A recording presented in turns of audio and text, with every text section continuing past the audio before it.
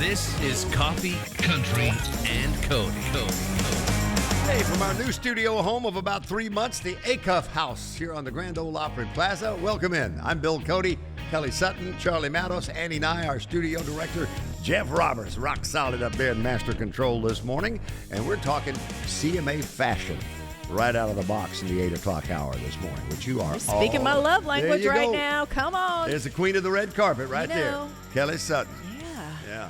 And you'll see her on the show. She'll be performing as Donna Darlene in her tambourine during the course of the CMA Awards on the 20th ABC nationwide. Thank you. I did see you making some purchases yesterday, though, to prepare for red carpet and interview activities this week. Well, we had a lot. So Monday and Tuesday, we'll be doing Radio Row interviews, and you know what that means. Like, they're bringing everybody through, and we'll be chatting with them. We sometimes do 30, 40 interviews a day, depending. Yes. Country music, it's the format that tries to kill its artists. That's right. That's right. That's what we do. Suck it up. That's how we do it. So I'll be doing that. And then Wednesday night, I'll be on the red carpet. You can watch it on all the Opry socials. If you're on Facebook, if you're on Instagram, you can watch us there. We're going to be live. I'll be doing all the red carpet coverage. And I've been thinking, trying to figure out like how many years this is. I think I might be at the 20-year mark of doing CMA red carpets. Yeah, that sounds about right. Yeah. I think we're right at the 20 year. Did you come to town? I came to town in 2001. Okay. They moved this, that was the year it was supposed to be in October, and then they moved it back because of 9/11. So it actually went to November. I did not cover that one. So I think my first one may have been 2003, 2004, around in there. Because we were just talking about in 2005, we went to Madison Square Garden. Yeah. Had that one-off. Yes. Which was 19 years ago, was the 39th edition. Yeah, I've been doing it a long time. Yeah. My heels are getting old. I need some new high heels. And I mentioned earlier, I never would run into, other than at the Opry, run into little Jimmy Dickens in day-to-day life coming and going. Never in Nashville in all those years. And I get to New York, and I'm passing this little liquor store in Midtown Manhattan, and I run into Mona and little Jimmy Dickens. Were they coming out of the store or going into the store? I didn't see them prior. Okay. They were already outside. So we don't know. So I accused him of it, of course. Good. As you should. His was the dressing room to go to if one needed a beverage before the show, so it's not a surprise. That's nice. Yes. That is nice. The senior VP at Boot Barn, Western Fashion, courtesy of Boot Barn and a number of country music artists that they collaborate with. Isha Nicole is going to join us here in just a little bit on Coffee, Country, and Cody. From WSM Radio, this is Coffee, Country, and Cody. Hey, let me take you someplace you didn't even know you wanted to go. Road tripping, tntrailsandbyways.com. Get off the beaten path, stand out on the scenic route. And where does it start? Charlie Mattos, it starts at tntrailsandbyways.com. It does. Trails that will take you to almost, 1,300 stops around the state of Tennessee. 1,351 stops. There we go. 1,351 with 1,352 guitar pickers in Nashville. So one more picker than stops. Yes, now, thank that's you. probably accurate, Yes. I think. And so. 16 total trails. Yep, from the Great River Road in West Tennessee, where you can follow the Mississippi, all the way to the Pie in the Sky in East Tennessee. And if you go to tntrailsandbyways.com, what I love about the website is if you're a Nashvilleian, maybe just looking for a day trip or something out of the box, you'll find hundreds of great ideas. But if you're watching on Circle Country, going to come hang with us for a week or two and truly spend a vacation in Tennessee, it is indispensable. tntrailsandbyways.com. And later in the month of November, the fall, all the way into January of next year, January 5th, Cheekwood Estate and Gardens, their 10th. They've been at it for a decade now. Holiday lights display at Cheekwood. It's where I got married. The herb garden at Cheekwood. I was in attendance. Yes, you were. It was preceded by an F5 thunderstorm, as I recall. Yeah, my wife is still shell-shocked about losing her flowers, but other than that, it's a beautiful place, trust me.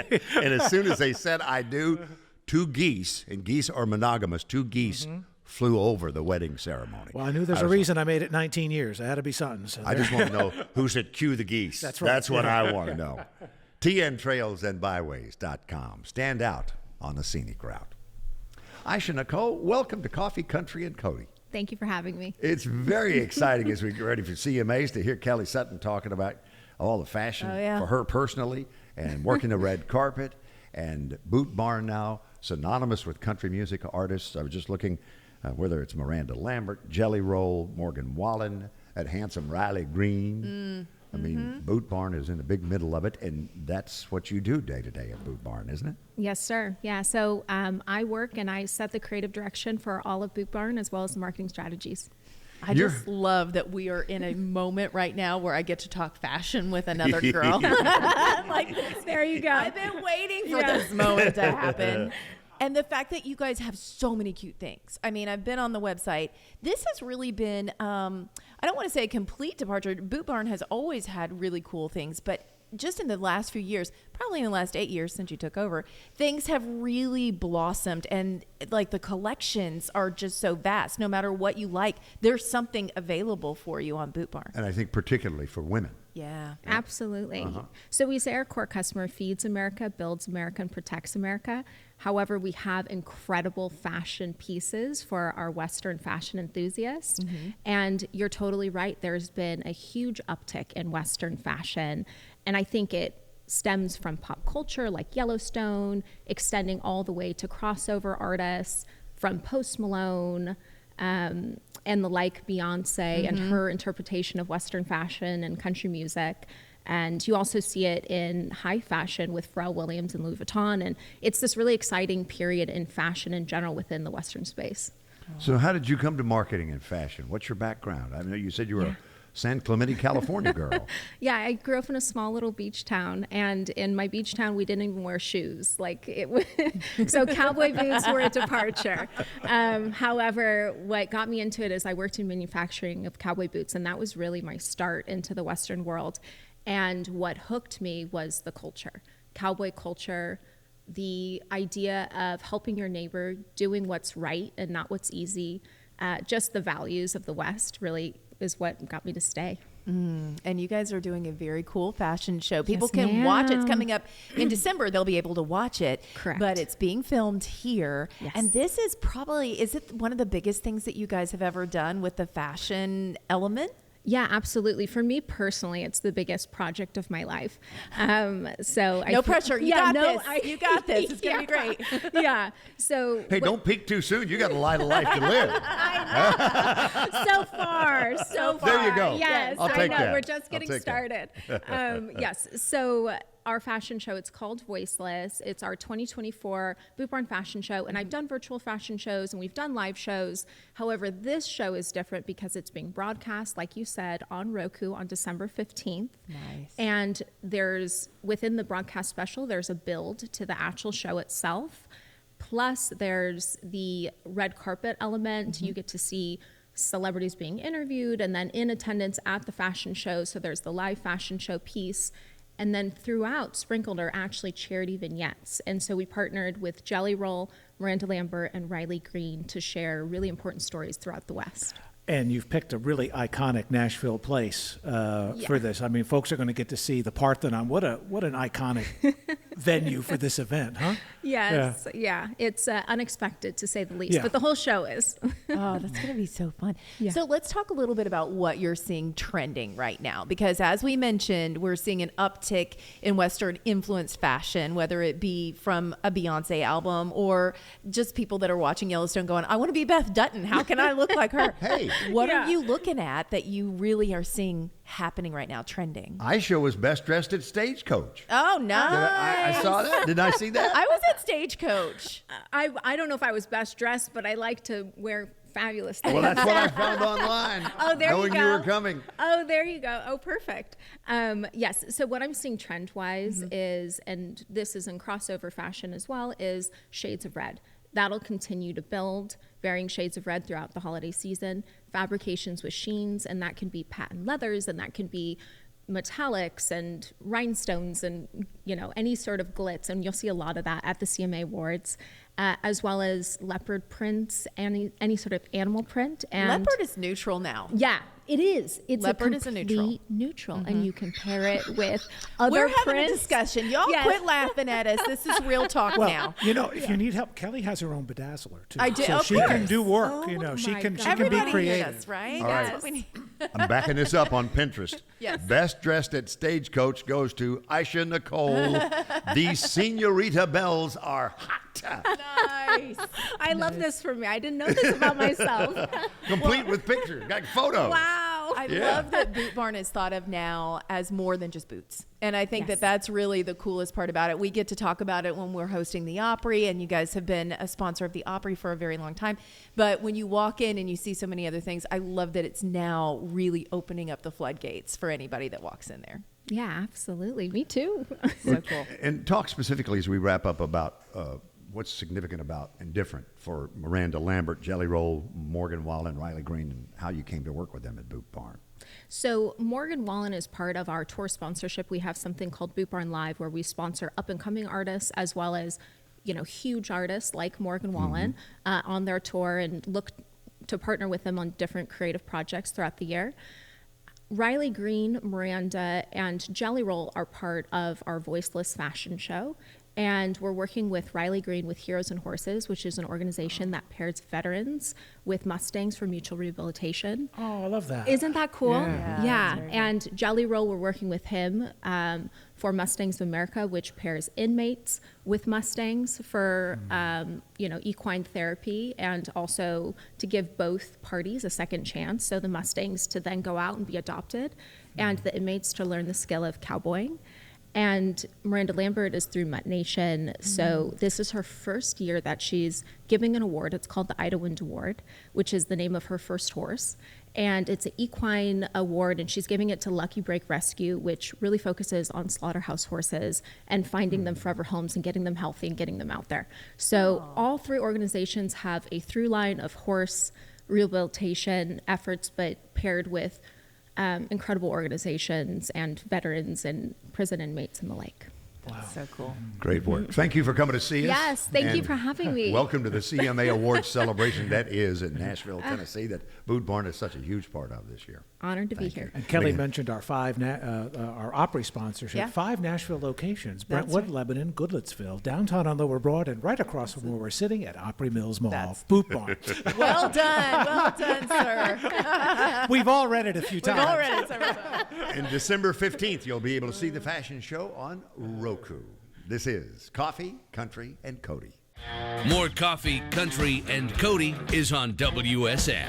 All right, so Isha Nicole, Senior VP Marketing, Boot Barn, Creative Director, Kelly Sutton, and the conversation you had both on and off the air with her. Are you a She's my game new time best friend. decision on what you're going to wear for the red carpet, or No. do we know already? No, I already have it. Yeah, no, there's no game time decisions when it comes to a big red carpet like that. You got a plan. You got to have a plan. I mean, the closest I think I've ever cut it was probably 3 days beforehand.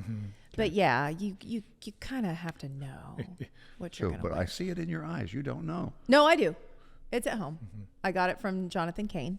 My Oh, you my always buddy, look fabulous with Jonathan He's Kane. the best. He is the best. And let's just say it is very on brand for things that are happening in pop culture right now.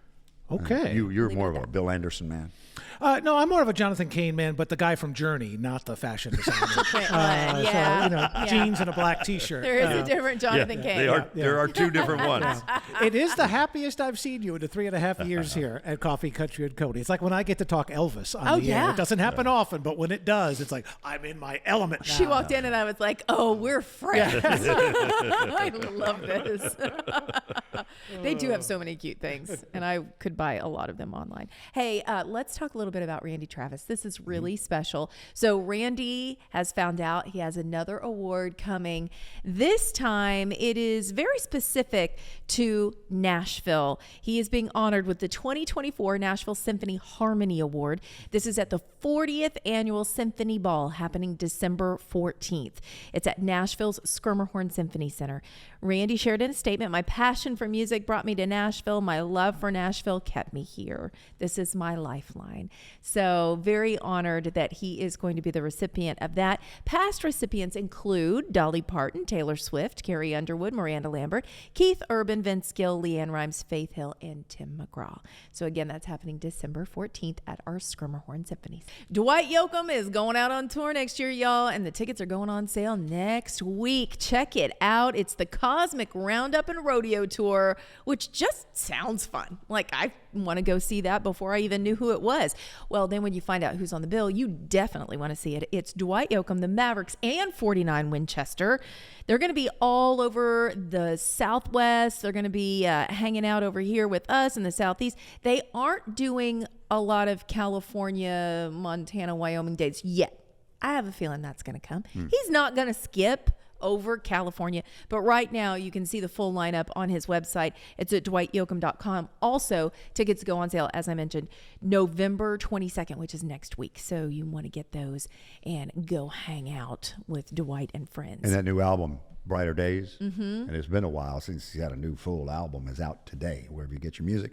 And Dwight and Post Malone, when I get to my pick of the week a little later on. Oh, I like that. And the video, it's a must listen, but it's also a must watch, because you could tell they were having so doggone much fun shooting a video for this thing. I feel like that is the theme right now. People love collaborating, and it's not just their voices, but just being with other artists and having a good time. Yeah. And that's kind of the whole idea behind Reboot 2 for Brooks and Dunn. So Brooks and Dunn, they've done it once before. Reboot basically takes all of their big hits and they let other artists come in and have their take on it. Well, the Reboot 1 album was really successful, but it was also very much straight down the line. So when you were hearing My Maria, it was just a different interpretation of My Maria. Not too far left or right. This album, Reboot 2, they took off all of the parameters and no said, restrictions. Go for it. Yeah. Get crazy with it. So we had a chance to sit down and chat with them for our Country Eat Weekly podcast. There was more laughing than probably anything else. Here's a little sample of how it went. Amber and I've been together doing this podcast for about 3 years. Y'all got 30 years on us. So what would be a piece of advice to survive the next 30 years? Separate buses. Okay. Do you hear that, control room? We get buses. It had to feel in a way like whatever the secret sauce is, we found it. Never felt like that. No? No, keep going though. Whose track rocks harder, Hailstorm or Hardy? Ooh, it's a good question. Where did that come from? Did it just happen in the studio? It's just part of my genius. It's just part of my genius. If you were wondering what we were talking about, I was talking about the ooh. I said, where did that come from? Play something country. Did you write that out phonetically? Yeah. How did that happen? And he just said, it's just part of my genius. It's like, you gotta be kidding me. Hey, congratulations to Tay. She just had her baby. Of course, Maddie and Tay, some of our friends that we love so much in country music. And this little boy was just born October 29th. He surprised everybody, and he was a little guy, 3 pounds, 4.9 ounces, 15 inches long. He joins his 2-year-old big sister, Leighton Grace. They are now a family of 4. Taylor Kerr, her husband, Josh Kerr. We know Grandpa Gordon is watching and just so happy. Little man is in the NICU, but they say he's making big old strides and he's going to be home very soon. So he's doing well. I wonder what Grandpa Gordon's grandpa name is. His diminutive. He told me, and it's either Papa. I think it's Papa. Because I saw him when we were with Kelsey. I think he said Papa. Or something. Are they talking already? I mean, I guess 2-year-olds talking. 2-year-old, yeah. Well, but you have to establish your grandfather name so that it doesn't get taken over from somebody else. Right? Okay. And the naming rights go to the first grandchild. Mm-hmm. That's true. Well, that makes sense. Yeah. So. I mean, you can say whatever you want. They're going to call you whatever. Correct. Right? Because you wanted to be. No, Rebecca wanted to. I didn't care. Oh, okay. I just thought, Yeah. because my theory was they will call you what you're supposed to be called. Right. Rebecca wanted to be Meemaw and Peepaw because her favorite grandparents, the ones she spent the most time with, that's what they called them. Uh-huh. And we wound up being Popo and Mimi. There you go. Oh, Because Lily said so. That's right. why. If you're looking for something to buy this weekend, and aren't we all, how about some new jewelry? I didn't Looking know. right at you, I didn't know. Colvin. I didn't know I was looking. All right. I'm always looking for something. Brand new jewelry line. This is Dolly Parton and Kendra Scott. You know Kendra Scott jewelry. It's been around for a long time. And of course, we love everything Dolly does. They have put together this special offering. It's all to celebrate Kendra's birth year, 1974, coincided with the release of Dolly's album, Love is Like a Butterfly. So they have these butterfly statement necklaces that you can get. There's only 1,974 of them that are available, but they also have butterfly rings and earrings. It's all available on Kendra Scott's Awards website. I love everything she does. So if you're looking for something, for me, I'm a size Kendra Scott. More coffee, country, and Cody is on WSM. I want you to welcome the Wizard of Og. I was excited to meet this guy just based on that alone. Ollie Gabriel is here, and we've already caught up in a short amount of time on your backstory as a kid from Abbeville, Louisiana,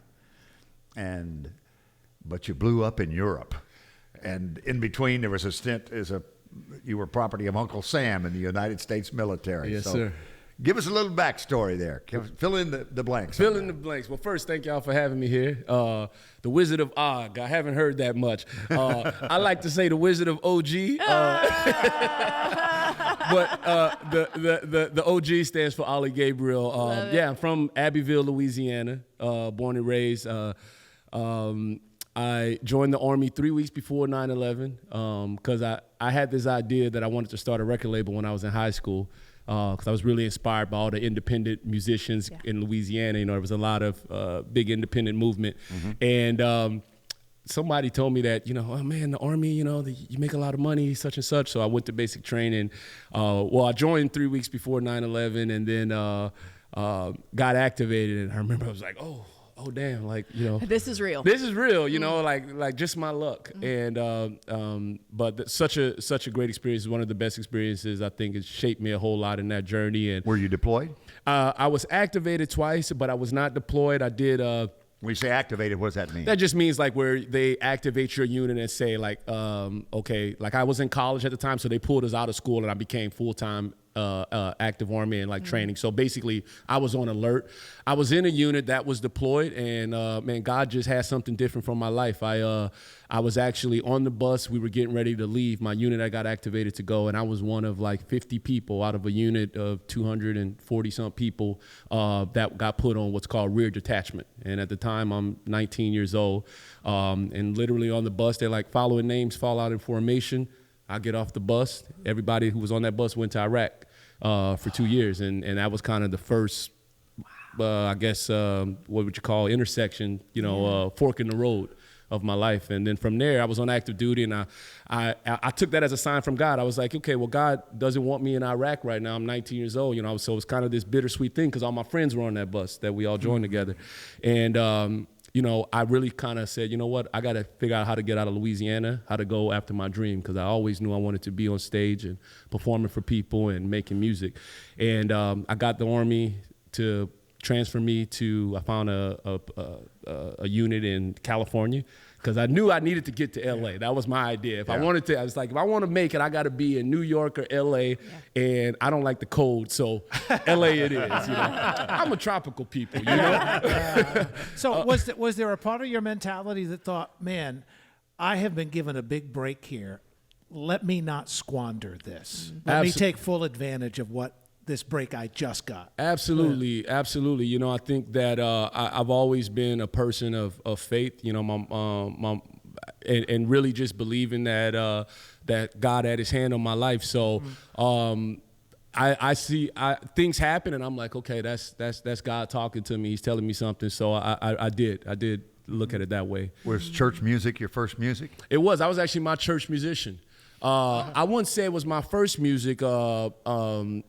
I'd say country was probably in my life before gospel music was, because growing up in Abbeville, Louisiana, it's a country town. Yeah. So I remember waiting on the bus, and going to elementary school, 7, 8 years old, and I'd be sitting down. I used to go sit to this lady's house, Ms. Wilda, and CMT would be on.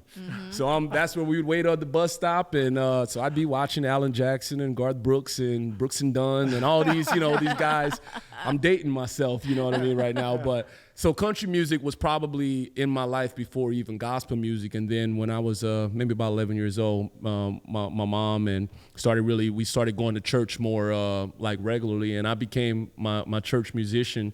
I played organ, I played drums, and it was really cool. That's when I really started to love church, because they pay me $100 every Sunday. Oh, there it is. Organ or drums. One is a little cooler than the other, really, I'm sure, especially when you're that age. Oh, yeah. Yeah, I used to love the drums. Hope you tithed out of your $100. I did. Okay, I did. He took home 90, he left 10. Yeah, and you know, and Mama would be like, "Hey, let me, you know, you need some school clothes, you need some shoes, give me that right there." You were working hard. So what kind of music did you hope that you would do? Like, you had this dream to get to LA. You knew you wanted to perform. Yeah. Did you always know it was going to be music? Or did you think maybe acting? Or was there just, you know, you just knew you needed to be on stage? I knew first it was music for me. You know, I was so inspired by, you know, Michael Jackson and things I would see. I just saw, and even from church, I just saw the spirit in music. I realized, church taught me this, that like music moved people in a way that was something about that frequency, that if you hit the right chords, when the preacher was talking, it could light the whole place on fire. And I knew there was something special about that. And I've always been a songwriter, and I just knew that I had something to say. And I loved the way that I felt when I was singing. And yeah, I just knew it was going to be music, but acting is definitely. My mama used to say I was a clown, you know what I mean? So I think I was made for TV. I like it. So we're going to feature Country Boy, which is out today. That's a new single. We're going to feature that first. And I also saw on your Facebook page where one of your female followers, Leanna, said, "Hey, sugar, Oh, I heard them country boys. I heard about them now. Might have to get me one." You know what? That's so funny. That's my auntie, actually. so she's sending you out for reconnaissance. And she's listening right now. So, auntie, thank you for that. Yeah. She wants you to look and see what's here. And report back. That's right. Love it. Coffee, Country, and Cody is on WSM. Ollie Gabriel is here, a.k.a. the Wizard of OG, but I like it when you look at the Wizard of Og. It sounds like That the wasn't Wizard of your- Oz, which is Yeah, perfect. I thought it was a play on that. And I mean, you know, Wicked comes out in movie theaters this weekend, so it's a tie-in. We just spread magic. That's what it is. It's all tied in. We heard his new single, and he heard it for the very first time all over the world on WSM Radio and Circle Country Television just a little bit ago, Country Boy. And you did some photos, I noticed, by an old Coke machine, like you might find in an old country store around Abbeville, Louisiana, and you said, "Have a Coke and a smile." Have a Coke and a smile. You know, my motto is, you know, smile while you still got teeth. So, because one day they're going to be gone, and I'm going to use mine while I got them. That's right. I also saw a video. You had some horses. Are you a horse guy? Do you like being around horses? So I actually grew up, my family, in a family of horse people. I grew up at the racetrack. I got a lot of trainers in my family, jockeys, and you know, veterinarians. My little cousins are veterinarians. So my grandmother actually bred quarter horses. Really? And I remember when I was young, we won a couple fraternities and had some really winning race horses. So I'm horses are my favorite animals. I probably like them more than people. Most people. That's nice. When we first met you, I mentioned that after you left home, you joined the Army and Yes, the military. Your musical career blew up in Europe, of all places. Germany, Switzerland. Did you walk across Spain? I did walk across Spain. On purpose? On purpose, yeah. They have cars. I did, yeah. No horses on foot. Take us on the European journey for Ollie Gabriel. Yeah, so the Spain walk and the music breaking off in Europe were a decade apart. But when I first started music, I was in LA, and you know, I was trying to get a record deal like everybody who moves to LA. And I didn't sign a record deal in the US, but I ended up making a lot of music for film and TV. So I was behind the scenes. I was doing a lot of production music, had my music on a lot of big TV shows. Like 500 placements or something like that? Yeah, hundreds of placements on TV, you know, lots of reality shows, some of the bigger shows with Grey's Anatomy and Ray Donovan and, you know, NFL, NBA, stuff like that. But I remember God put it in my spirit. It was like, it's cool being behind the scenes, but I knew I was supposed to, like, there was something I had to say, and my music, I think when you hear it is great, but I feel like my real magic that comes out is live. I feel like I'm one of those artists, and what the feedback has been for me is that I'm better live than even on the record. So I knew I needed to be on stage, and so I kind of got back in my artist bag, and I started shopping, and I had this song called Running Man, and nobody in the U.S., they were like, oh, this is great, but like not for you. And I got an offer from, I won't name the names, but from a big artist that they wanted to take the song and record the songs. And I didn't sell it because I knew that song was my story. And it just worked out one day. I was at dinner, and there was a couple sitting next to my ex and I, and she was real chatty, or is real chatty, probably still to this day. And we started talking with this couple, and the guy was an international businessman, and we started talking about music and stuff, and he built a relationship. And a week later, he's like, "Hey, I was just in Europe, and I met this guy that do you think he works at Sony or something? I don't know, but maybe you guys can such and such." And it ended up being a big music manager in Germany. And I sent him Running Man. He was like, "Oh my God, like we love this." And at that point, I was a little smarter about the business, so I did a licensing deal, and I was able to do a different kind of deal, and I licensed it to Germany, Switzerland, and Austria, the GSA territory, and we went top 10. And I think now it's probably over 50 million streams just on Spotify. So all from a dinner conversation. Yeah. And this is, and it was so crazy about that. And if any artists are out there, who are just, starting out or wherever they are in their career, the thing about that is I wrote that song in 2013, and it was 2016 when I was on stage, on TV. I did all the big shows, 30,000 people, stadiums, and that was the first time I felt famous, and it's just a testament of that, sometimes, the seeds are planted, and you just got to keep walking in and just have faith. So I'm really happy that I didn't give that song away. And then years later after that, I walked across Spain, which was I walked 635 miles from the south of France across all the way to the ocean, and it was a spiritual pilgrimage. I'd always wanted to do like a pilgrimage where I just connected with nature, with God. I just had a backpack on, 2 pairs of underwear, 2 shirts, boots, and shoes, and it was one of the greatest gifts I've given myself, because I really was able to unplug, and it just silenced so much that was going on in me, and it deepened my faith. So that's incredible. What are you going to play live for us this morning? And introduce your guitar player, please. Yes. Well, this amazing man to my left right here, we haven't known each other that long, but how sometimes you meet people and you're like, man, we're just similar frequencies and vibes, and we've had some deep conversations. It's Mr. Trent Barstool, amazing musician himself, and I thank him for being here and singing with me, contributing his talent. Then the song we're going to do is Cheat Death. That is Ollie Gabriel and Cheat Death, live on Coffee, Country, and Cody from the Acuff House studio on the Grand Ole Opry Plaza. The pride of Abbeville, Louisiana, in the house, making his home in Nashville. Last couple of years you've been here, you said? 2 years. Yeah. Just made 2 years. How much self-restraint to stay in the chair? Oh, you see me. I told you, like You did great. You stayed in frame. man, You were great. I was about to run through that window right there. Well done. By the way, I found this related to Abbeville, your hometown. South Louisiana has a lot of eccentric public celebrations. But even by those standards, the 2-day giant omelet celebration in downtown Abbeville is something special. Yep. This happens 2 weeks ago. It happened. It always happens the first weekend in November. Happens on a Sunday. Chefs from around the world team up with a 12-foot skillet and 5,000 eggs to make an omelet. Oh my! And there's a junior division with 600 eggs and a 4-foot skillet. Yeah.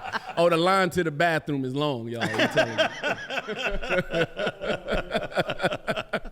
Thank you so much. Great to meet you. Thank y'all for having me. Look forward to having you back. Thanks, Ollie. Ollie Gabriel. Lord, if you still hear my voice,